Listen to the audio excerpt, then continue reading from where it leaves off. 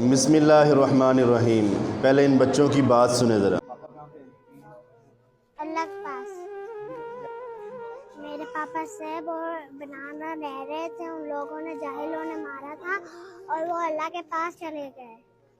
پاپا کہتے تھے نانا آپ کے لیے نا، آپ کی سالگرہ پہ آپ کے لیے نا وہ کیا کہتے ہیں، آپ کی ڈول گفٹ کروں گا۔ میں کہتی مریم نواز سے ہاتھ جوڑ کر پلیز میرے پاپا ان لوگوں کو آپ نے مارنا ہے۔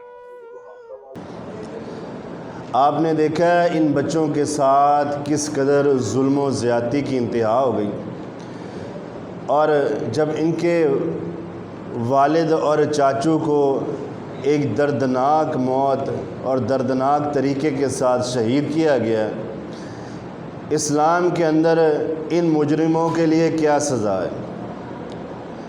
آپ نے دیکھا ایک دو روز کی پہلے کی بات ہے کہ لاہور کے اندر دودھ فروش گوالے دو بھائی ایک ریڑھی بان کے پاس رکے کیلے خریدنے کے لیے، بات لڑائی تک پہنچی اور پھر ایک 30 روپے کی خاطر دو سگے بھائیوں کو سر عام ایک چونک کے اندر شہید کیا گیا۔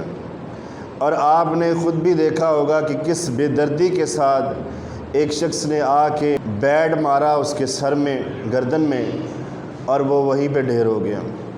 اسلام میں اس کی کیا سزا ہے؟ انتہائی اہم پیغام ہے، کیونکہ معاشرے کے اندر بہت سارے ایسے گھنونے جرم ہو رہے ہیں جس کی کوئی روک تھام نہیں ہو رہی۔ ظالم، قاتل اور ظلم کرنے والا انسان کھلے عام سر عام ظلم کی داستان رقم کرتا ہے۔ پتہ ہے اسے کہ میں نے پیسے دے کے چھوٹ جانا ہے، یا میرے ساتھ کوئی نرمی والا معاملہ ہو جائے گا، یا عدالت میں میں چھوٹ جاؤں گا، یا میں بڑا آدمی ہوں مجھے کوئی پکڑ نہیں سکتا، تو اس وہم میں، اس گمان میں وہ ایسے اقدام کرتا ہے۔ حالانکہ ہماری جو پولیس فورس ہے الحمدللہ وہ اتنی اچھی ہے کہ وہ ایسے ظالموں کو جو گھروں کے چراغ کو گل کرتے ہیں اور ننھے منھے بچوں کو یتیم کرتے ہیں، جیسے ان بچوں کو یتیم کیا گیا ہے، اور ماں باپ سے ان کے لختے جگر اور ان کے بڑھاپے کا سہارا چھین لیتے ہیں، ایسے لوگوں کا خوب اچھا کلا کما کرتی ہے پنجاب پولیس۔ آئیں دیکھیں اسلام کے اندر ایسے لوگوں کی کیا سزا ہے، کیونکہ ظلم تو ہوتا رہے گا، جب آپ سزا نہیں دیں گے انہیں، ان کو پکڑیں گے نہیں، تو ایسے قاتل کبھی باز نہیں آئیں گے۔ اللہ رب العزت کا قرآن ہے، قرآن کہتا ہے وَكَتَبْنَا عَلَيْهِمْ فِيهَا أَنَّ النَّفْسَ بِالنَّفْسِ وَالْعَيْنَ بِالْعَيْنِ وَالْأَنْفَ بِالْأَنْفِ وَالْأُذُنَ بِالْأُذُنِ وَالسِّنَّ بِالسِّنِّ وَالْجُرُوحَ قِصَاصٌ۔ اللہ رب العزت کا قرآن کہتا ہے جان کے بدلے جان ہے، آنکھ کے بدلے آنکھ ہے، ناک کے بدلے ناک ہے، کان کے بدلے کان ہے، دانتوں کے بدلے دانت ہیں۔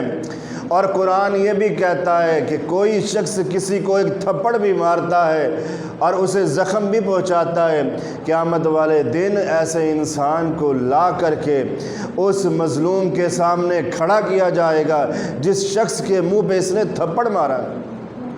یہ نہ سمجھیں کہ کیونکہ کچھ لوگ کہہ رہے ہیں کہ جی قتل کرنے والا انسان جنت میں چلا جائے گا، ہرگز نہیں جائے گا، ہرگز قطعاً جنت میں نہیں جائے گا، اس لیے کہ قتل کرنا ایک کبیرہ گناہ ہے۔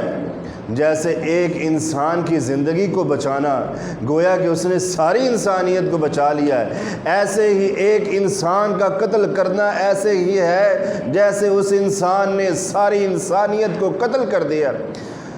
ایک مسلمان کی، مومن کی عزت اور وقار کعبے اور بیت اللہ سے بھی زیادہ ہے۔ اگر آپ یوں ہی قتل و غارت کریں گے، انسان کی تذلیل کریں گے، انسان پہ ظلم ڈھائیں گے، چاہے آپ ہتھیار سے کریں، جادو کے ذریعے سے کسی کو موت دیں، کسی بھی طریقے سے موت دیں، آپ کی پکڑ ضرور قیامت والے دن ہونی ہے۔ اور یہ تو زندگی مختصر سی ہے، کم ہے، مگر آخرت کی زندگی بہت لمبی ہے جس کا اختتام کوئی نہیں ہے، ابتدا ضرور ہے۔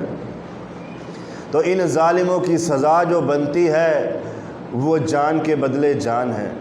جس شخص نے ان کے اوپر ظلم کیا، ہم تو کہتے ہیں چونک میں لا کے ان کو گولیاں مار کے ویسے ہی قتل کر کے ہلاک کر کے ان کی لاشوں کو اس چونک کے اوپر الٹا لٹکا دینا چاہیے، تاکہ ان لوگوں کے لیے، ان ظالموں کے لیے نشان عبرت بن جائے کہ کسی غریب پر، کسی کمزور پر ظلم کرنے کی سوچ رہا ہے یا ظلم کر رہا ہے۔ تو ہم حکمران سے یہ اپیل کریں گے کہ ان مظلوموں اور ان یتیموں کی پکار کو، آہ سار کو سنا جائے اور انہیں انصاف دیا جائے۔